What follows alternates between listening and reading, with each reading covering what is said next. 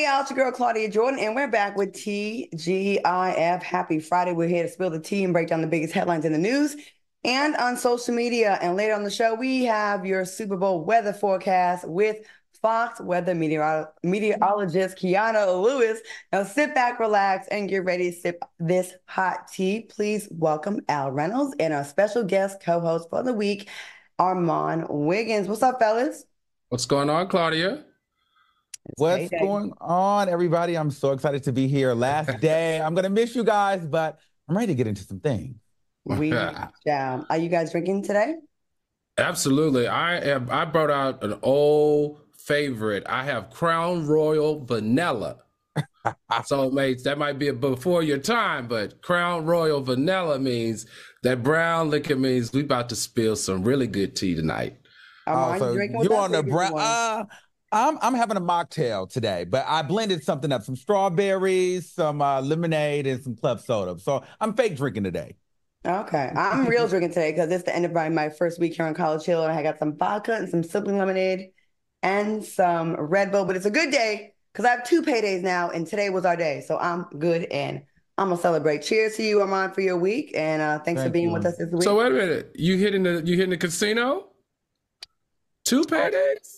Yeah, I get my Fox Soul check on Wednesday and then my College Hill check on Friday. I don't know. Maybe I'm trying to sneak out of the house, but now that you've asked me out loud and producers can hear me because there's mics everywhere. Thanks a lot.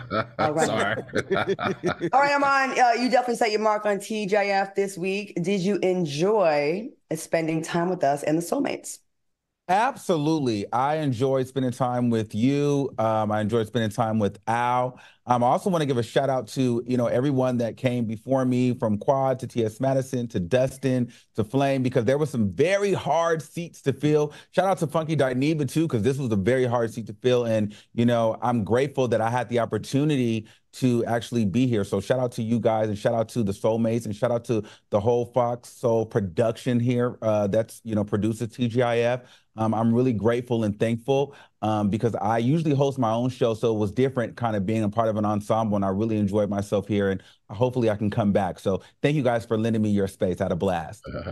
And the good thing, and I tell the co-hosts sometimes that when they come on here, it's not about replacing Funky Dineva because he can never be replaced. It is bringing whatever you bring to the table. So no one should ever try to be like him, whatever, because no one is going to be like him. So whatever your energy is that meshes with us, like that's going to be the guy or the girl. All right, y'all, let's get into these topics. Club Shay Shay has been trending, the trending topic on social media this week, since their release of their exclusive interview with Monique. Now, during the interview, Monique discussed the time her trailer blew up on the set of Almost Christmas, and she shared footage of the aftermath on her social media. Wow, let's check this out.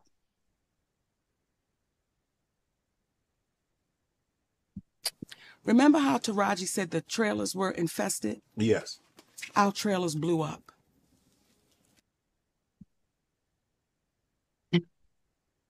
Wow. Well, that's a one-up. Monique expressed that the executives of the film, including Will Packer, were more so concerned about the safety of her character's wigs rather than her well-being. Wow, that's quite a charge. What are your thoughts on this, Al? Listen, Monique may tell a joke, but she will not tell a lie.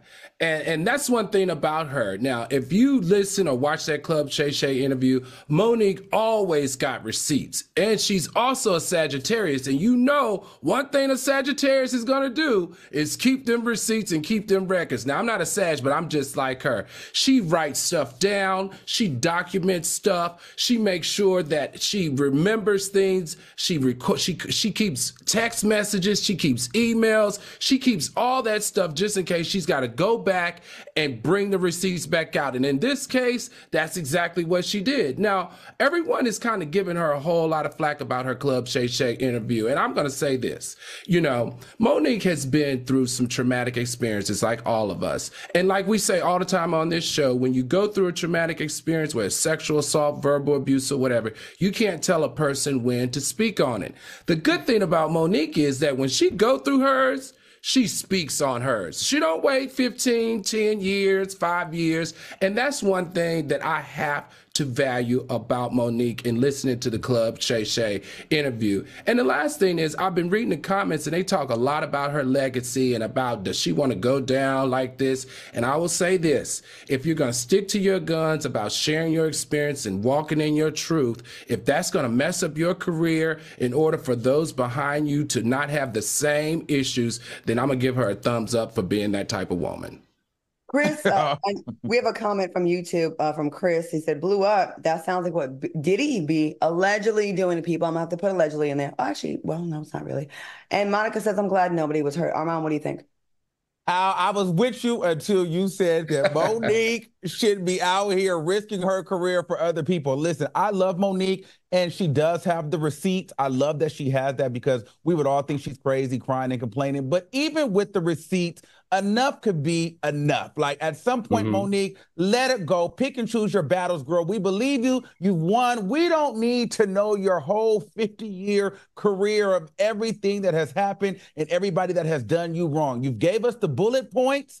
Now move on, because we don't care after a certain point. Because to be honest with you, we all go through stuff in the entertainment business. It's a shady business. The girls are shady daily, every single day. It doesn't matter if it's TV, acting, music, we all have a story to tell. And if we come out crying about our grievances every single day in and day out, no one's going to give a damn. Pick a card, pull a name, and get a number, and stand in line. Okay, we're over it, Monique. You said what you got to say. Now, please move on and give us great content.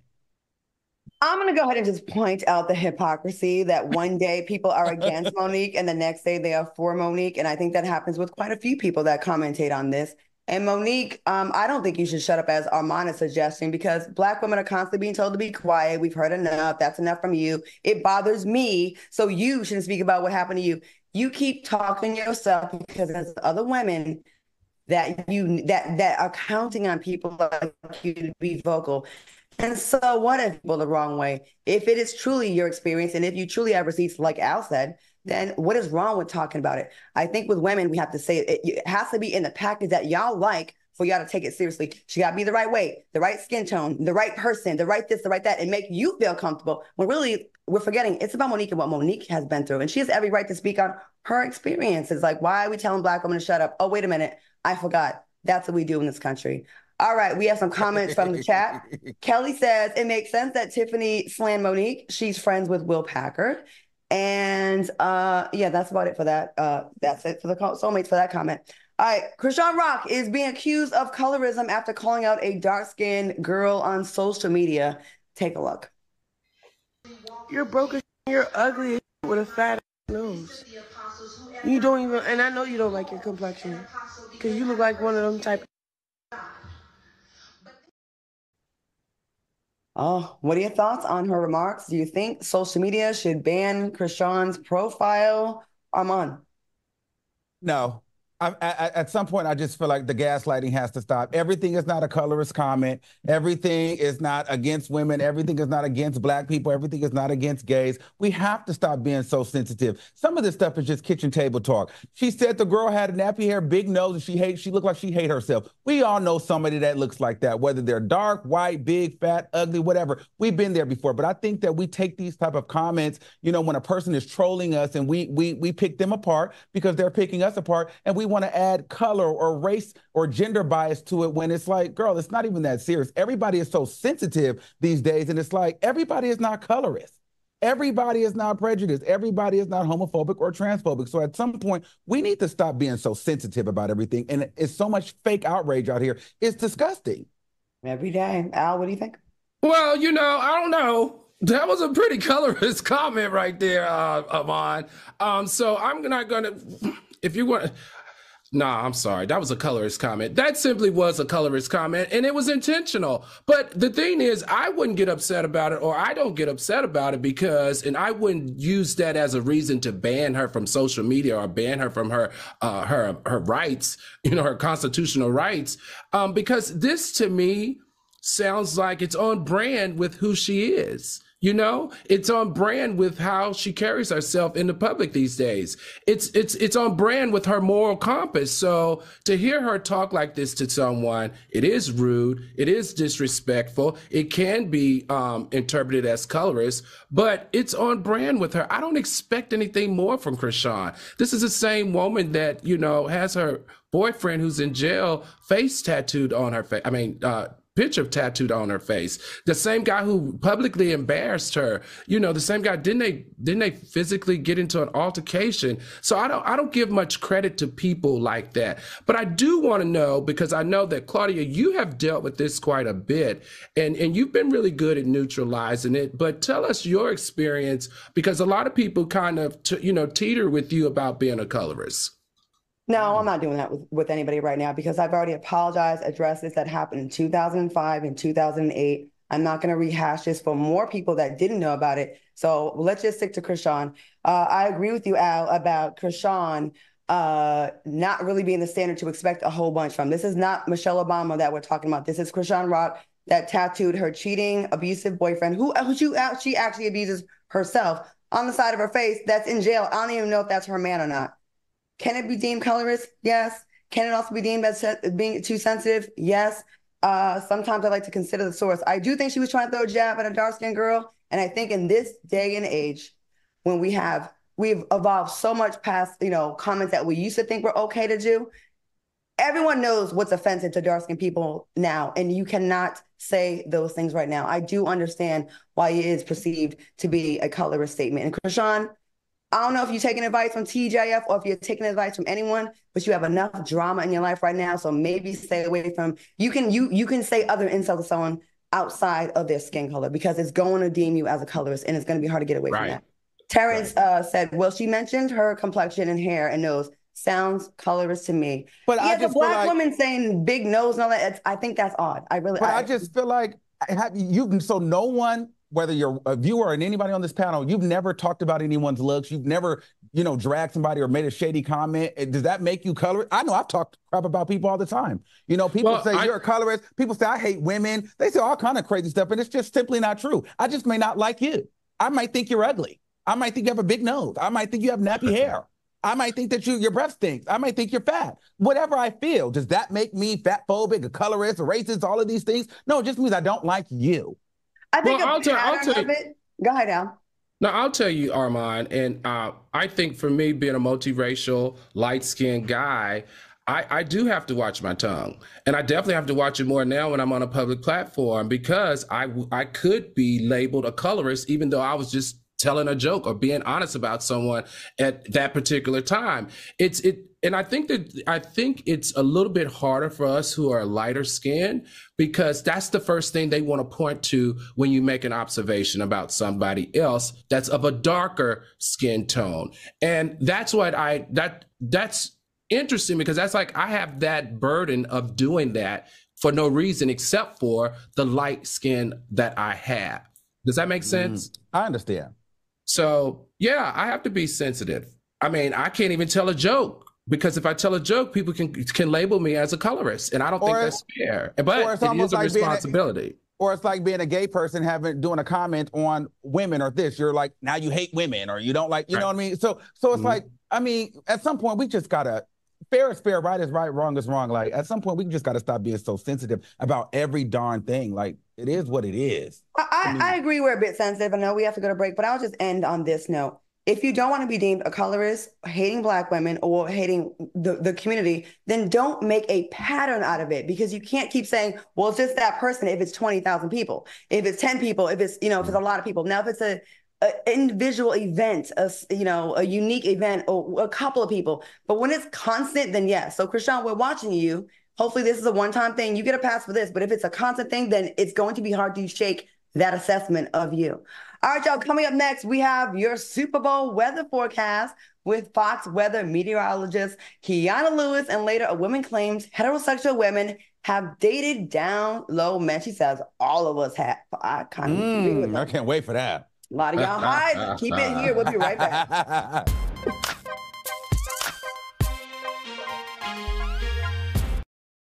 Are really been liking it, Dustin. I love it here. I love sparring with you. I love talking trash with Claudia. TGIF. What y'all drinking on? Buttery Chardonnay, my go-to when it comes to spilling this tea. 1942, baby. It's been a celebration all week.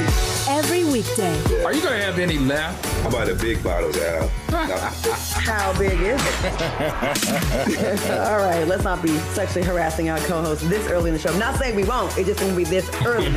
On Fox Soul.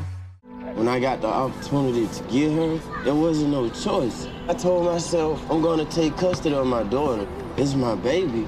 That's what we're supposed to do as men.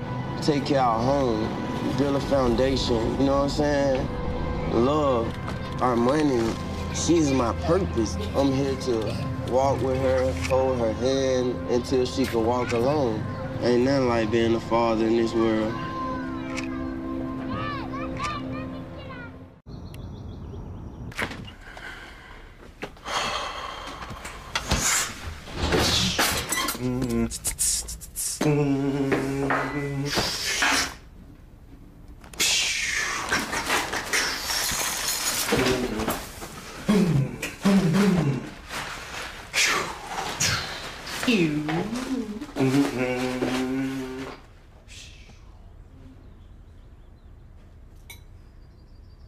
My mother was always very familiar with her neighborhood, but one day she stopped at the stop sign for much longer than usual, and she didn't know whether she should go forward or turn, and she wasn't even really sure where she was at.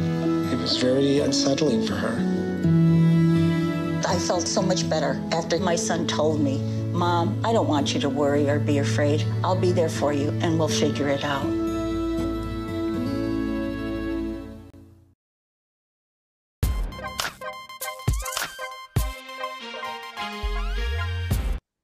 All right, y'all, welcome back to TGIF. Happy Friday. All right, through rain, sleet, snow, or sunshine, the Super Bowl 58 game between the San Francisco 49ers and the Kansas City Chiefs will be taking place this Sunday in one of my favorite cities, Las Vegas.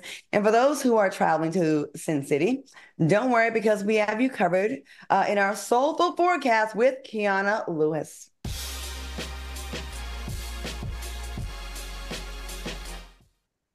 Please welcome to the platform Fox weather meteorologist Kiana Lewis. Hey, Kiana, how you feeling tonight? Hi, guys. I'm so excited to be here with you. All right. Well, thanks for being here. Let's get right into it because people are heading to Las Vegas for the Super Bowl. All right. Football fans from all over will be traveling to Vegas this weekend for the big game, or should I say Usher's concert that just happens to have a game infused. Kiana, what can you tell us about the forecast in Las Vegas this weekend, and how should our soulmates be prepared? I think if folks are heading to Sin City, say tonight, you do have to grab the umbrella. It's going to be a bit rainy in Sin City, but tonight's going to be the only night that it's going to be raining. By tomorrow, we kick off the festivities for our soulmates. The sunshine is out. Temperatures are going to be a bit cooler, but we do have quiet conditions in terms of the weather. The weather's been outrageous across the West Coast, and Vegas, unfortunately, has caught some of that wet weather. So by tonight, you're heading out, definitely grab the umbrella, but by tomorrow, we do have temperatures back into the 50s. We have more sunshine in place. It will be a bit breezy, though, so definitely want to layer up there, too. Okay, Kiana, based on your forecast report, you know, rainy today, sunny tomorrow, what are some activities that tourists can explore while navigating through Vegas? Well, you know, Vegas, Sin City is a lot of fun. So I definitely say you got to bring out the big funds for these, you know, festivities that are going on. I think one party that's going to be catching the eye is starting tonight. It's going to be Shaq's Funhouse. So Shaq O'Neal is going to be throwing a party tonight. He's actually going to be performing himself. He has Lil Wayne performing there tonight, too. Tomorrow, we take things a little bit more slower. It's a soulful celebration for our soulmate. We have Cedric the Entertainer as well as Tashina Arnold. She's going to be hosting this. It's going to be Mary Mary, Earth, Wind, and Fire. We also have Kirk Franklin there tomorrow as well for the soulful celebration. And then by tomorrow night, I think that's the big party. We got Michael Rubin. He's going to be throwing a Super Bowl party. We have Meek Mill, Fab. We're going to have Ice Spice. I know that a lot of folks there like her. Travis Scott's going to be performing, a couple of other people there too. So by tomorrow night, I think the festivities really kick off with all those live performances. Okay, really cool. Kiana, now we all know the Kansas City Chiefs will try to defeat the San Francisco 49ers this weekend in hopes of continuing their run as the Super Bowl champs. What can you tell us about the forecast in those particular cities? Let's start with San Francisco first. So San Francisco still picking up the pieces. I don't know if you guys saw earlier this week, we had big storms moving through. So we're still dealing with flooding today. But I think by tomorrow, the wet weather does come to an end. We do have more cooler conditions that are going to be ushering in. But nonetheless, we have sunshine returning. San Francisco is a microclimate city, so you got to bundle up during the evening hours if y'all are heading out for the Bay Area. For our soulmates, for the evening, festivities that are kicking off in the Bay Area. And then by tomorrow and into Sunday, I think things really start to pick up and look a lot better for San Francisco. Kansas City actually looks pretty gorgeous for our soulmates. So I don't think you'll have issues going out in KC, but it will be cool. So you definitely want to bundle up there too. It is still February, but we're looking at better conditions in terms of the weather in KC. All right, Kiana, what are you the most excited about this week, with this weekend's game? And did you hear that Lil Jon and Alicia Keys will be joining Usher during the halftime show? How you feel about that? I'm excited. I was looking, I love Usher. I was looking at Lil Jon, but I don't know if you guys heard that Alicia Keys might be showing up, so I'm even more excited. I've been calling the Super Bowl Usher's concert the whole time, low key. So I'm not really here for the Super Bowl. I'm here for Usher and his performances. But I do hope that he brings out some guests as we head into Super Bowl the halftime. I wish I could be there. I had a room booked at the Mandalay Bay and I had to get rid of it because I'm working, but I know it's going to be a fun time and y'all going to turn up. It's going to be a great time. Vegas, the Super Bowl, money bets, like just parties, celebrities, going to be great. All right, Kiana, thanks for breaking down our soulful forecast. We appreciate you. All right, coming up next, Jonathan Majors is facing new abuse accusations, and later Shirley Ralph may be reprising one of her classic roles. Stay tuned.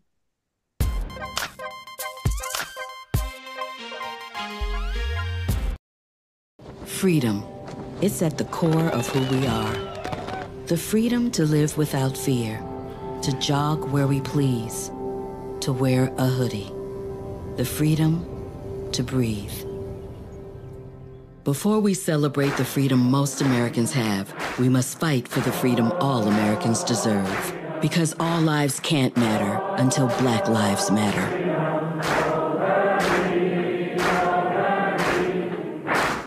How you been liking it, Dustin? I love it here. I love sparring with you. I love talking trash with Claudia. TGIF. What y'all drinking on? Buttery Chardonnay, my go-to when it comes to spilling this tea. 1942, baby. It's been a celebration all week.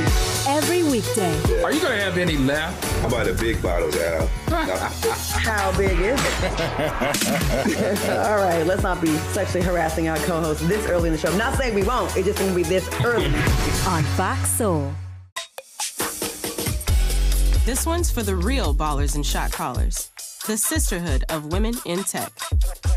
They're discovering cures, building apps, and programming the blockchain. They're CEOs, worldwide hustlers who can make it rain. They're tearing down the old boys club and seeing big gains. Because when women in tech come together, you know they make that change. My mom wanted my life to be better than what she had as a kid. When I became a mom myself, I feel like my whole world changed. You don't have to be a climate scientist to want to protect the earth. You always want the next generation to have something better than what you had.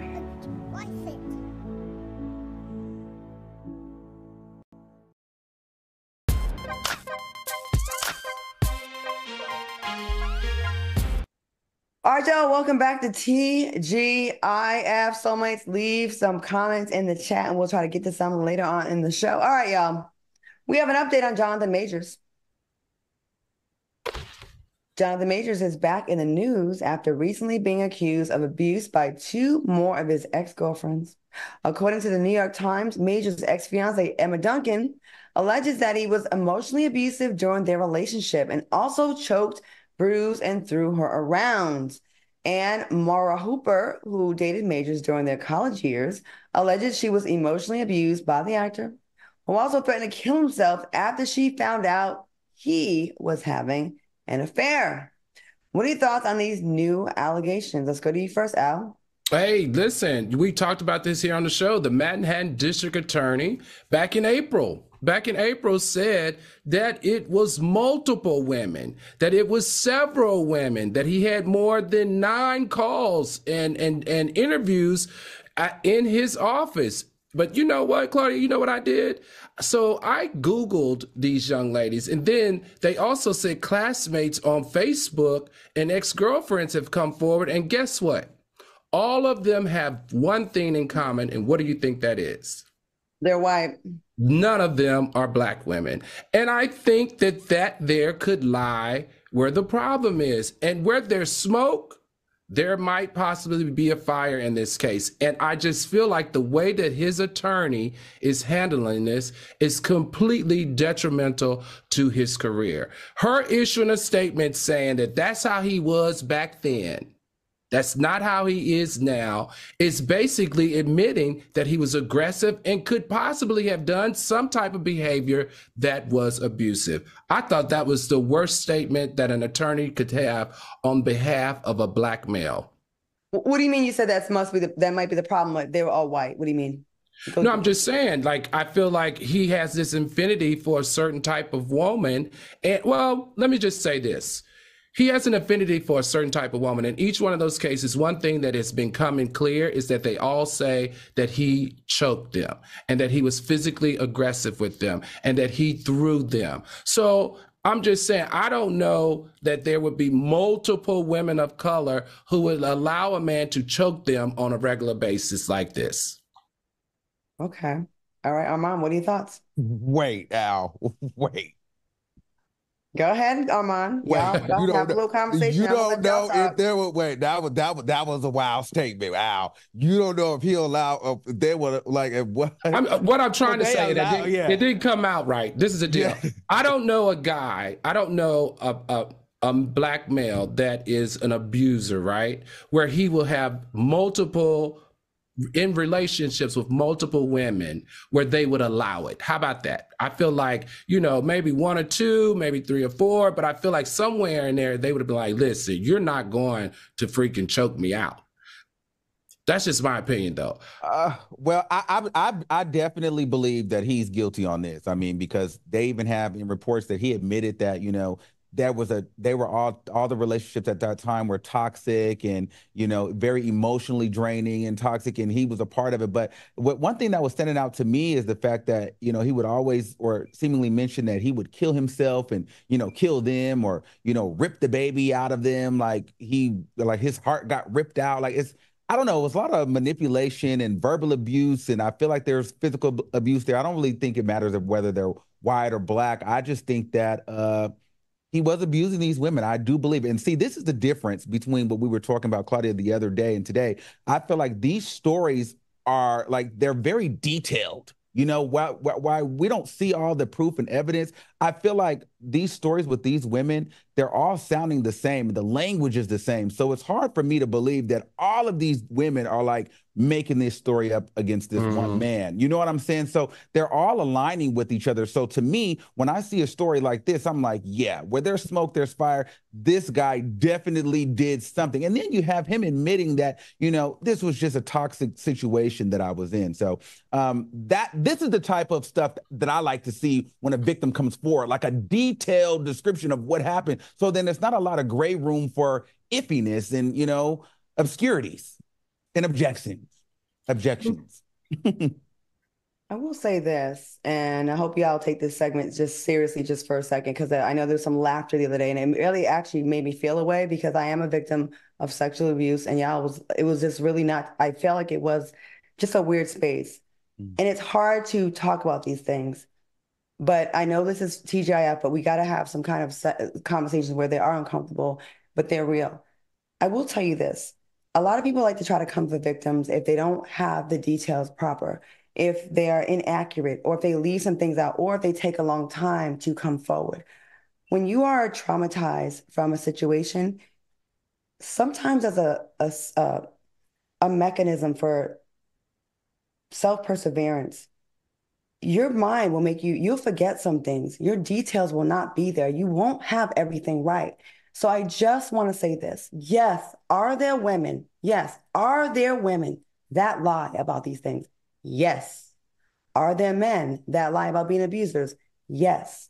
Should we just just write them off with one broad stroke? No. And I do want people to just be a little bit more open-minded. That's all I ask, just be a little bit open-minded. If someone's account of something isn't perfect for you, does not mean that it did not happen. And I like the fact that people are coming forward. And yes, we do need the ones that do have great memories and great detailed evidence about it to present them, because it helps the people who are a little blurry on things. I know a lot of times the victims of sexual abuse and molestation, they block things out, and later on the memories resurface years later. And I think those people are to be believed too. But according to the way we are going in our comments now, it's like, oh, girl, why are you waiting so long? It must not have really happened. No. Until you are in a position, I'm not sure what y'all's history is with sexual abuse, and I pray neither one of y'all had that. It will change your chemistry in your brain. It will change a normal person who is rational into someone who's not. Because you don't know what it feels like to be held down, pinned down, and have something taken from you, or to be abused. So it's like very easy to sit from our chair and like judge. I'm happy these women are coming forward with details, but let's not count people out that don't have all those details, because it doesn't mean they're lying. Let's go to the chat real quick. Al, do you like reading any comments? Oh, sure. Christina said, many men have abused several of their women. R. Kelly, Russell Simmons, Diddy, Chris Brown. Mike said, Jonathan should have been a boxer and not an actor. Sheila said, Jonathan has a pattern. That's why CAA dropped him. And Jessica said, he beating everything except these charges. All right. I just want to add to the sexual thing, because I think what you said is important. And I just want to say, if yesterday that you felt that way, I definitely didn't mean to make you feel that way in any way. So I want to apologize here live on the air. I really did. And I know people are commenting on my energy. And I know this is like a no-no in television, but like I've been raped before, y'all. Yeah. And like I don't appreciate two men laughing when I'm talking about we should have laws in place. I was trying to say we should have laws in place that address women that lie and men that lie.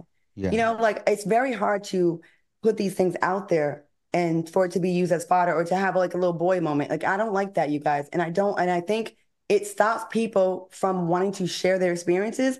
And someone out there could really be like needing to hear that. But thank you for apologizing, Amon. I'll let you finish your comment. I'm sorry, I didn't mean to cut you off. No, I understand. So that totally makes sense. But I think for me yesterday, it's important, and this is just from where I sit, it's important that, not to take away from that moment, but it's still important that we hold women to that same degree when they're being accused of sexual harassment. And also, it's important that when a man comes forward about being sexually harassed by another man, we take it just as serious. And I find that we don't have this same level of seriousness when a woman is in the seat of being an accuser or when a man is speaking out. Not taking away from a woman speaking out against a man, but I just feel like it's only meant to be taken down, very quiet, very serious when it's a woman versus a man. But when it's a man on man or a woman to man, it's like, oh, girl, that's not true. Or then it's okay. So I just think all across the board, all spectrums, we should have a level of seriousness with it all the way across the board. So I agree, but it needs to be across the board. And I agree with you too. I agree. I had a man cry to me about being sexually abused, and I know that was the hardest thing he had to do because he probably didn't know if I would judge him or not. And I cried with him. And I think men do not get taken seriously when they talk, and that's why they never report it because, now I'm gay, and then that's a negative thing. And you know what I mean? Like, I agree with you with that. And I actually do have smoke for women that lie about this because I'm a victim for real. Women or men that lie on this, the aggressor or the victim, hurt real victims, whether you're male or female. And that's period, point blank. It really is. All right. Keep it locked because coming up next, find out which role Shirley Ralph may reprise. And later, we are playing the Super Bowl halftime edition of Hit or Miss. We'll be right back.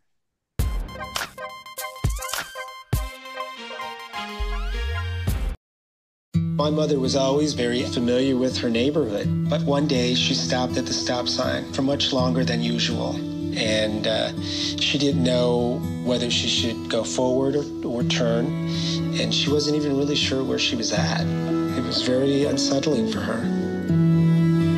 I felt so much better after my son told me, Mom, I don't want you to worry or be afraid. I'll be there for you, and we'll figure it out.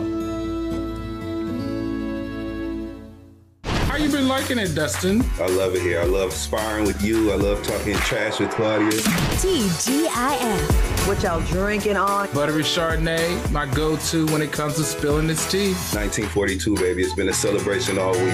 Every weekday. Yeah. Are you gonna have any left? How about a big bottle, Al? How big is it? All right, let's not be sexually harassing our co-host this early in the show. I'm not saying we won't. It's just going to be this early. On Fox Soul. This one's for the real ballers and shot callers, the sisterhood of women in tech. They're discovering cures, building apps, and programming the blockchain. They're CEOs, worldwide hustlers who can make it rain. They're tearing down the old boys club and seeing big gains. Because when women in tech come together, you know they make that change.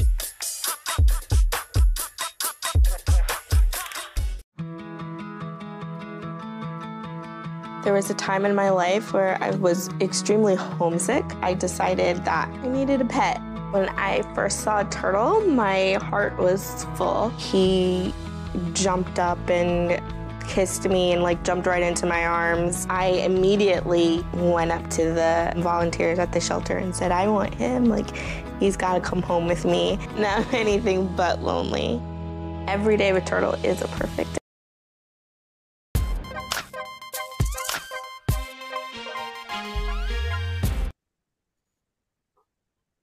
All right, y'all, welcome back to TGIF. All right, Emmy Award-winning actress Cheryl Lee Ralph was moved to tears during a recent interview on The View after Whoopi Goldberg asked if she'd be open to reprising her role in the upcoming film Sister Act 3. Fantastic movie. I love the first one.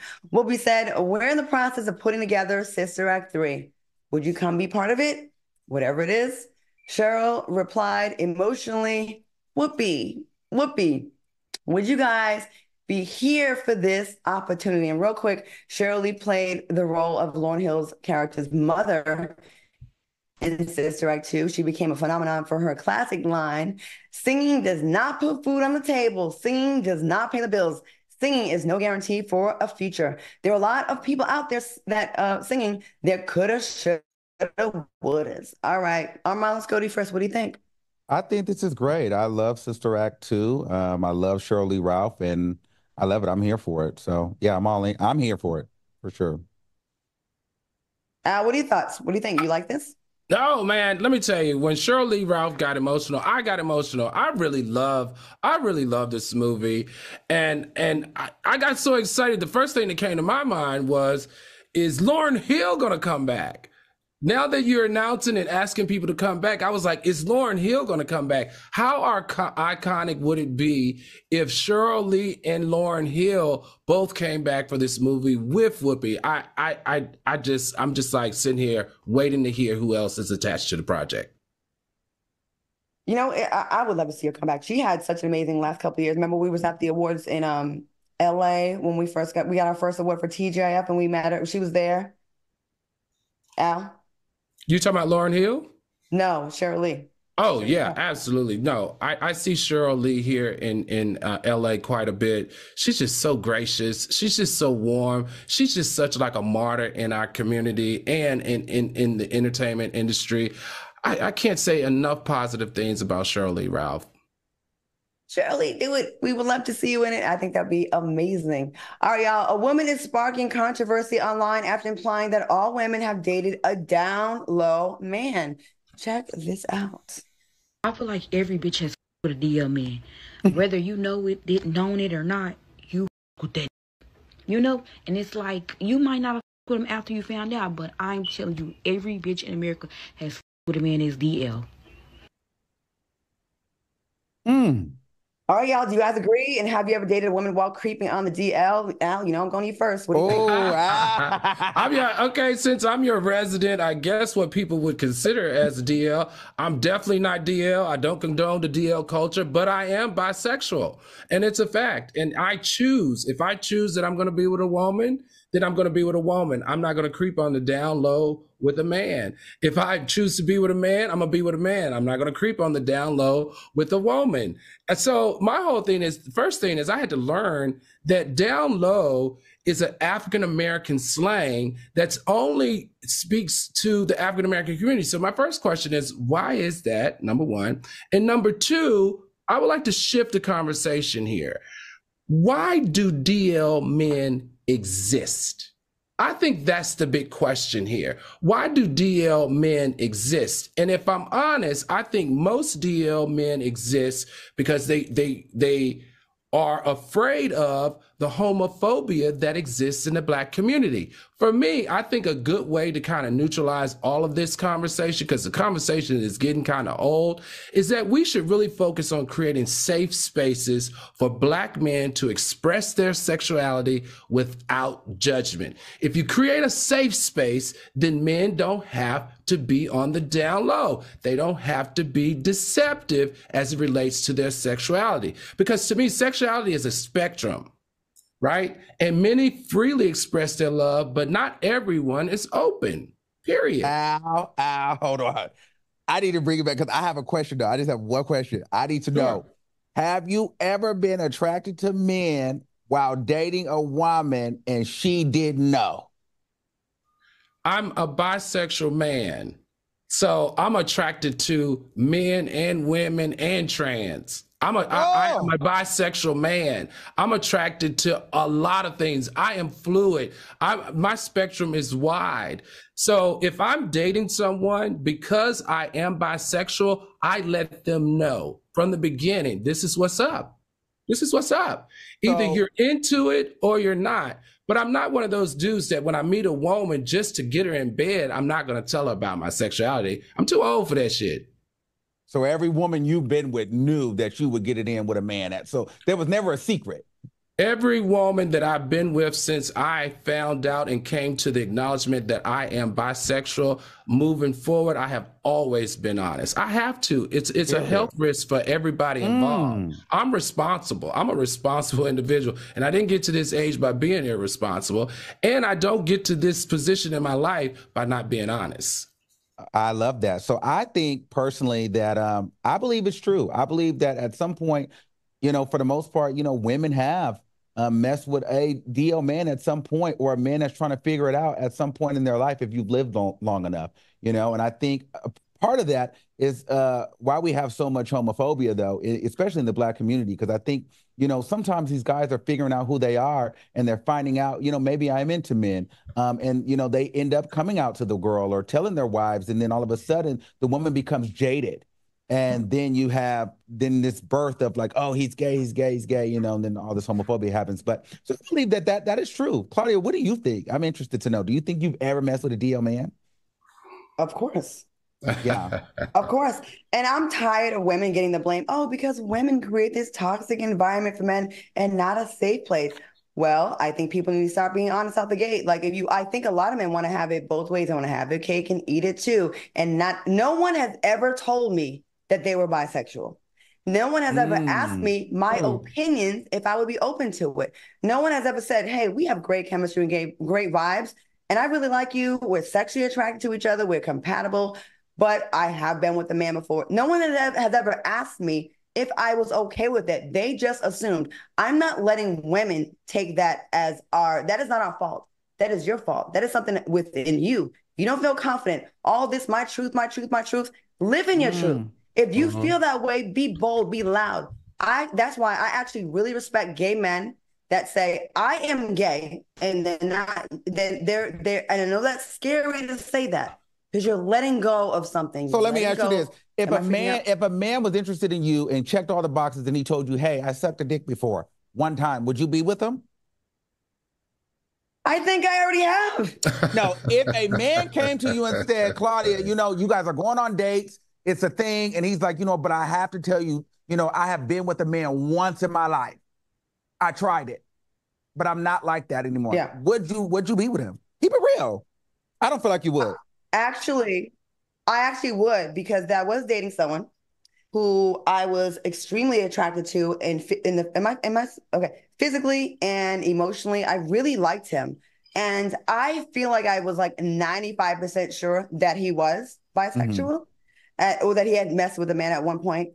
And I feel like he was afraid to tell me. And I was like, little does he know, I'm so evolved and I'm older. I'm 50, y'all. I'm not a 22-year-old that has not traveled the world. I'm not a 25-year-old that hasn't seen a lot. I have heard a lot. I've had many conversations. I understand people are complex and they're not just black or white. And I told one of my friends, I said, if he would just come out and just tell me, I still like him. I still would deal with him. I'm okay with this. You know, of course, you can't do it while you're with me. Exactly. Just like you couldn't be with a woman. But like, give women the chance. Stop thinking. And I think it's a cop-out when men say, oh, it's because women make it so it's not a safe place. You would be surprised with this fucked up ratio of 7-to-1, 10-to-1, whatever it is now, how many women, if you truly asked us, no one asked us if we'd be okay with it. Honestly, have you ever, like, most men have not really told a woman.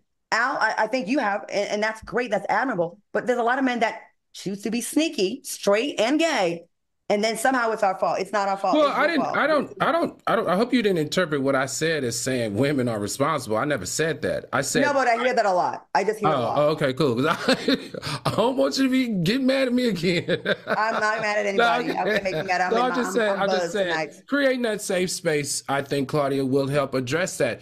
I think it's a burden for black men, especially in the black community. I don't know about other black men who have sexuality is not straight, but for me, I still have a responsibility.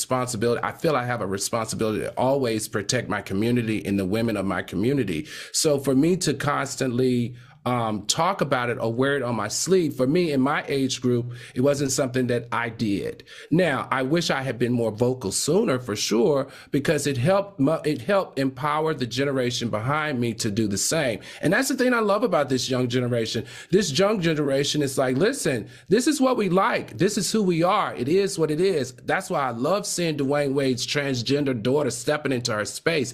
That's why I love hearing T.S. Madison talk about these issues. But I feel like just as a community as a whole, if we want to get past this DL culture, then we need to create a safe space for black men to feel safe in sharing their sexual or not orientation, but just their sexual preferences. That's all I'm saying. But last thing, and before we go, I just think we have to keep it real. If you ask 95% of black women, would they be with a man if he's ever had any dealings with a man, they're going to tell you no. Like, let's just and that's totally okay. We have that right. And I think people are trying to shame women that say, oh, that's some kind of homophobia. No, we have the right to say we want a man that hasn't. There's nothing wrong with that either. And what we're not going to do is force women into doing something because of a fear of a label, of a false label of homophobia. That does not make you afraid of a gay man. That does not make you afraid of a community. It is a preference. I prefer, because it's too easy to cheat, y'all. You could be like, oh, I'm just going to the gym with my boy. And you'll get it. You know what I'm saying? Like, it makes it too easy. Oh, we're going to go play PlayStation. But you cheating on me. I get it. It's hard enough with a straight man. Now you got two options. I get it. I wouldn't do it either. Claudia, I'll tell you this. We got to go to the next topic, I know, but I will tell you this. The answer lies in what we just shared. You know, when I was 20 and when you were 20, our answers would not be the same. Oh, absolutely. I would say it would be a hard no for me. It would be a hard no. Right, exactly. So there we have it. I think that's the great thing about working here and having these conversations with you and being on this platform. We can be honest and we can help educate. Love it. All right, we got to move on because they're about to cuss us out. In the news of dropping it like it's hot, a stripper admitted to making $14,000 in one night after giving a man a lap dance. All right, what are your thoughts? And does this make you want to switch careers? Al, get all that booty over there. You ain't really using it for good. You just hide it up under a jacket. What do you think? Listen, I'm going to be honest with you. Did you read the article where the strippers in Las Vegas, there's a stripper in Las Vegas that makes about $300,000 a year stripping, and they are expecting that strippers in Las Vegas this weekend surrounding the Super Bowl are expecting to make, like this young lady right here, $15,000 a night. I don't know about you. If I wasn't so old, I would be breaking out my daggone stripping gear and start swinging around some balls or something. That's good money. Yeah. That's past good money. That's great money, okay? I can't tell you how many times I've contemplated, putting on my best pink wig, okay, and throwing it side to side and making the thing clap, okay? But no, honestly, stripper culture has become the new it job. Like who wants to go to school and become a doctor anymore when you can just, throw some ass in a pink wig and, become a millionaire. And then you couple that with OnlyFans. Who needs education these days? So, the stripper and the hoe culture is winning right now, to be honest. I just hope that the money that they make, that they are smart with it. Like pay off some debt, pay off some school debt, go back to college, get a trade, because you can't strip for all your life. I always say on the show, we are in a constant race to the bottom. Okay, there's other ways to make money, y'all, a whole bunch. Dominique says, I've done more for free. I need to change careers. All right, y'all, before we take a break, let's check out this Black History Moment sponsored by Nissan. Fox Soul celebrates Black history makers who have broken barriers and created change. Miss Black America is the first pageant in the United States to set the stage and open the door for women of color. Before Miss Black America forged its own path, there was the Miss America beauty pageant. It was restricted to white women only. In 1967, J. Morris Anderson, a Black businessman, was inspired by his daughters to create Miss Black America. In 1968, the first Miss Black America pageant was held in Atlantic City, New Jersey, in protest to the Miss America pageant. 19-year-old Sandra Williams was crowned the first Miss Black America, setting a new standard of beauty in the USA. We are here to be a complementary force to help further the Black movement.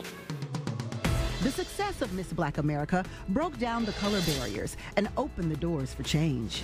In 1970, the Miss America pageant accepted its first Black contestant, Cheryl Brown.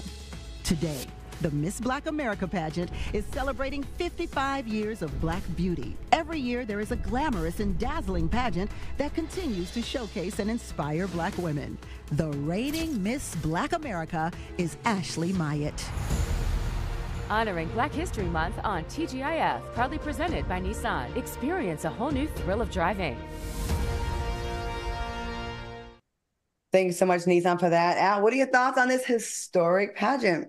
You know what, Nissan? You guys keep getting it right. I love the fact that Nissan has decided to profile the Miss Black American pageant because remember, it was formed because of a protest against racism in mainstream American pageantry. And today they have successfully merged pageantry with activism and entertainment, something that not many platforms have been able to do like this. And I want to commend them. And also shout out to Ashley. Way to go, Ashley. And hopefully we should have Ashley on the show if we're profiling the Miss Black America pageant during this month. Armand, what are your thoughts? Sign me up. I want a Nissan. Nissan makes me feel proud to be Black, and I'm happy that they are doing this for Black History Month, shining light on our Black people.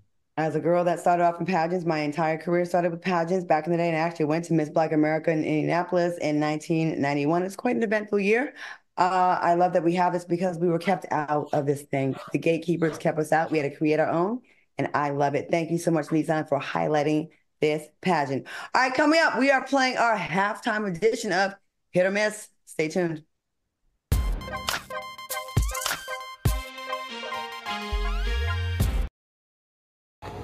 Scene 103, take one. I thought we'd be on the same page about this, and we're not. How do I know the way I'm going to respond to it? I want you to get the vaccine because I want you to be safe. What if you end up in the hospital? That's what I'm scared of. If you was to die, man, that would literally kill me, man. I hug you. Yes. If it made you feel that way, bro, I'll probably do. I love you too.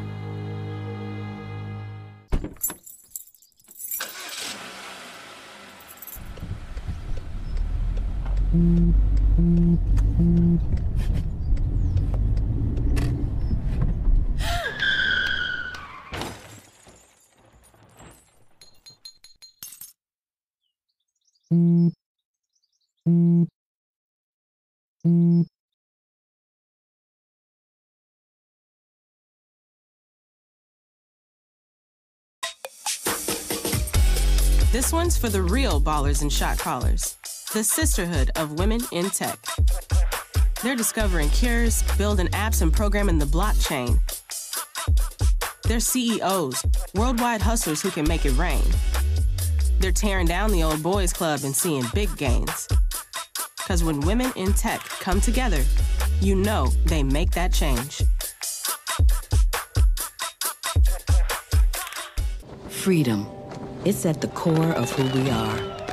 The freedom to live without fear, to jog where we please, to wear a hoodie. The freedom to breathe. Before we celebrate the freedom most Americans have, we must fight for the freedom all Americans deserve. Because all lives can't matter until Black lives matter.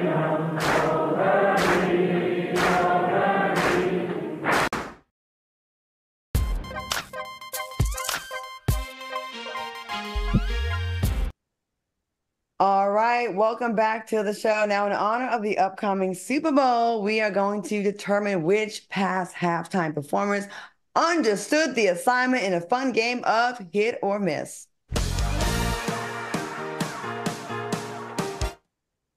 Soulmates, feel free to play along in the chat. Let's cue that music. All right, ladies and gentlemen, let's take it back to the year 2013 with Beyonce. Was her performance a hit or was it a miss? Armand, go first. I'm going hit. Anything with Beyonce in it is a complete hit. Al? I'm going to say anything with Destiny Child, complete hit. I used to love how they coordinated, and especially their outfits. Look at those outfits right there. They get it right. I'll say a hit as well. What about Eminem, Dr. Dre, Snoop Dogg, Kendrick Lamar, and Mary J. Blige from 2022 when it was in LA? This was popping. Al, what do you think?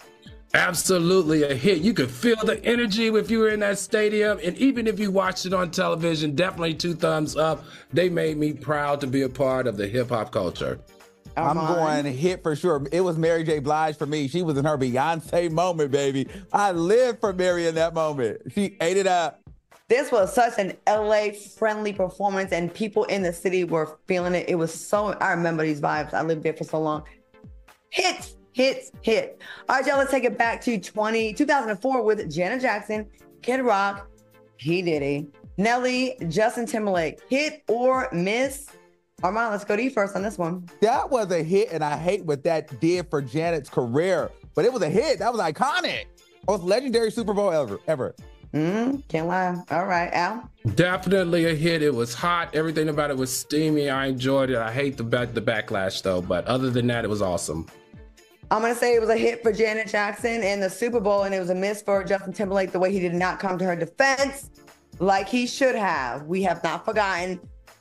Invitation revoked for the cookout. All right, what about Prince featuring the Florida A&M Marching Band in 2008? Hit or miss? Armand? Oh, I don't remember, but I'm going to just say hit because it's Prince. I love me some Prince. All right. Now, this is definitely a hit. The fact that he profiled a HBCU band and wore their colors, which we know Prince is not that, easy to sway on what he's going to wear. But this was a hit across the board, especially for HBCUs. First of all, we're not about to do ever on Fox Soul, and especially during Black History Month, is ever give Prince, the artist formerly known as Prince, and all the other names he's had, a miss, and he is always a hit. This man was perfection every single time. I've never seen him make a flub. All right, last but not least, how about Rihanna's halftime show last year? Hit or miss? Al, going to you first. I say it was a hit to coordinate all those dancers on those moving platforms. And for her to have that baby bump and wearing that red, I definitely thought it was a hit. And clearly the viewers thought so too, because the numbers were up more than 100%. Armand. Hit. I was in there screaming. I love Rihanna. So anything Rihanna does is a hit, and she looks sickening, and she did it effortlessly. So a hit. I'm going to keep it a buck on this. Before I realized she was pregnant, I was like, not as energetic as usual. If we're being honest, I was like, she usually gives more than that. Not that she's a huge dancer, because she's not. But once it showed that she was sharing her pregnancy with us, then it became a super hit to do all of that despite being pregnant. That made it a hit out of this park. All right, y'all, that was a lot of fun. Armand, did you have fun with us this week? Yes, I had fun. Al, I love you. Claudia, I love you. Thank you again for having me on your platform. And shout out to all the soulmates who embrace me. And shout out to the B&B squad for coming through and supporting. I love you guys. Thanks so much. All right. Any plans for this weekend? Real quick, 5-10 seconds. Al, anything? Oh, I thought we were going to cover the Miss Netta story. We only have 34 seconds, so okay. I mean, well, I can try to say it real quick. A few weeks ago, we caught up with viral sensations Miss Netta and Charles, who dropped a few exclusive on the show. Well, now the couple is planning to undergo cosmetic surgery and a BBL and fat removal. We don't have time to get our comments on this, but guess what, y'all? Don't worry, because T will be back on Monday, and we will get into all of this about them getting snatched, because I kind of want to see these results. All right, I would like to thank our special guest host, Fox weather meteorologist Kiana Lewis, and my co-host Al Reynolds and Armand Wiggins for joining me tonight. We'll see you next week. Have a great weekend. Bye, y'all. Stay tuned for Straight Street Flavor. We'll be right back.